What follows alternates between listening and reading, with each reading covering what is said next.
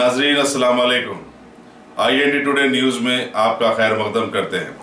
आइए देखते हैं ये तफसीलात। शहर में दोरों से जारी बारिश ने जहां आज मामूल की जिंदगी को बड़ी हद तक मफलूज करके रख दिया, वहीं सयाहों को भी चार मीनार के बशमूल दूसरे सियाहती मकामात को जाने से रोक के रखा। तारीखी चार मीनार पर रोजाना हजारों सयाह आते हैं, लेकिन आज बहुत कम लोग देखे गए। दूसरी तरफ चार मीनार के तरफ पानी जमा हो जाने से GHMC के पैदल राहरू प्रोजेक्ट की खलाई खुल गई, क्योंकि बारिश के पानी के बहाव के लिए या तो मोरियां नहीं थी या फिर इधर उधर एक दो मोरियां बनाई गई। शॉपिंग के लिए लाड़ा बाजार आने वालों को भी काफी मुश्किलात का सामना करना पड़ा। पेडिस्ट्रियन प्रोजेक्ट अगरचे के हनुज मुकम्मल भी नहीं हुआ, जो इस बात का सबूत है कि GHMC की प्रोजेक्ट अपने मकसद में बुरी तरह फ्लैप हो गया। शहर को खूबसूरत बनाने का अज़म रखने वाले नौजवान वजीर KT रामाराव शायद आज चार मीनार पे आ जाते तो उनके ख्वाब किस तरह चिकनाचूर हो गए, उसका मंजर खुद अपनी आंखों से देख लेते।